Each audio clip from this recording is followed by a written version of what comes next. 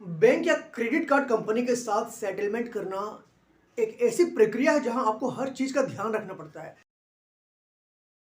अगर आपके ऊपर क्रेडिट कार्ड का कोई डेट है, क्रेडिट कार्ड का कोई आउटस्टैंडिंग अमाउंट बाकी है, या फिर एनबीएफसी कंपनी या बैंक से कोई आपने पर्सनल लोन ले रखा है, वो किसी भी तरीके का लोन हो, पूरी की पूरी जानकारी देने वाला हूं कि अगर आप सेटलमेंट करवाना चाहते हैं तो बैंक से कब, कैसे बात करें और किस माध्यम से बात करें, यह भी बहुत जरूरी है।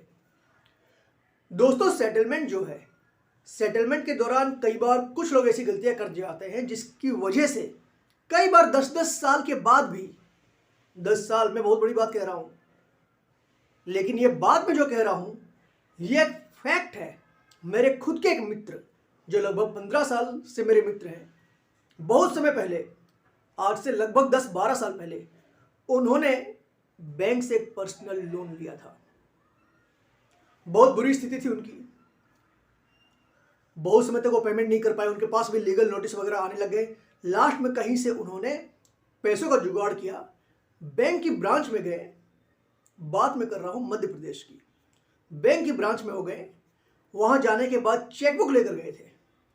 उन्होंने कहा, तुम लोग मुझे बहुत परेशान कर रहे हो, जो भी आउटस्टैंडिंग अमाउंट है मुझे बताओ, ये रहा चेक, जो अमाउंट डालना है डाल लो, बाद में ये न कहना कि ये बाकी रह गया, वो बाकी रह गया। उन्होंने कहा कि सर आपको इतना पेमेंट करना है।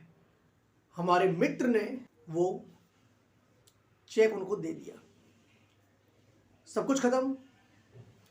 अचानक बहुत सालों के बाद, करीब 10 सालों के बाद की मैं बात बता रहा हूं दोस्तों, मेरे जो मित्र थे उन्होंने किसी कंपनी में जॉब करना शुरू कर दिया और कंपनी ने उसी बैंक की ब्रांच में, दूसरे स्टेट में, लेकिन उसी बैंक की ब्रांच में उनका सैलरी अकाउंट खुलवा दिया।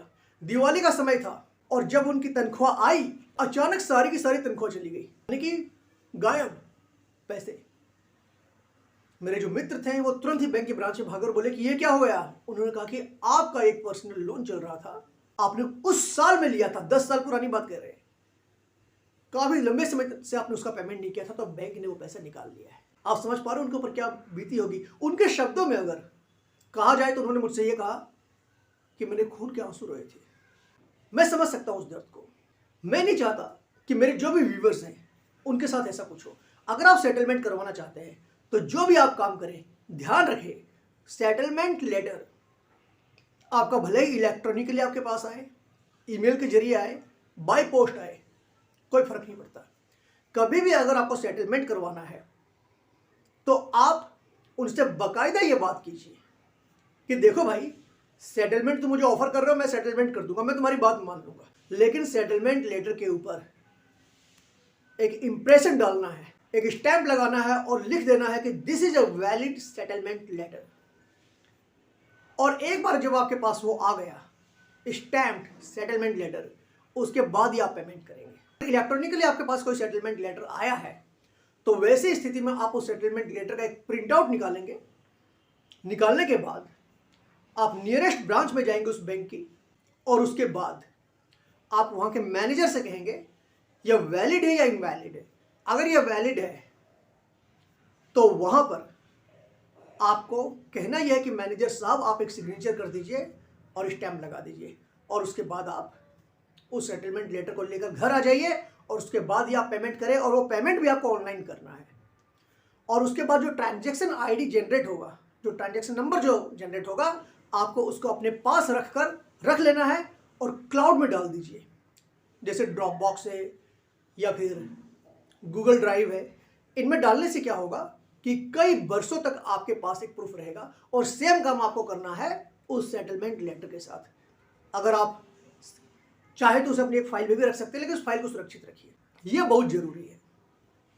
साथ ही आप उनको यह भी कहेंगे कि आप मुझे लिख कर दे दीजिए कि यह सेटलमेंट करने के बाद मेरे ऊपर आपका कोई भी बकाया नहीं रहेगा, और आप मुझे इन फ्यूचर कभी भी किसी भी तरीके से इस लोन के लिए चेज नहीं करेंगे, आप मेरे ऊपर कभी कोई केस दायर नहीं करेंगे।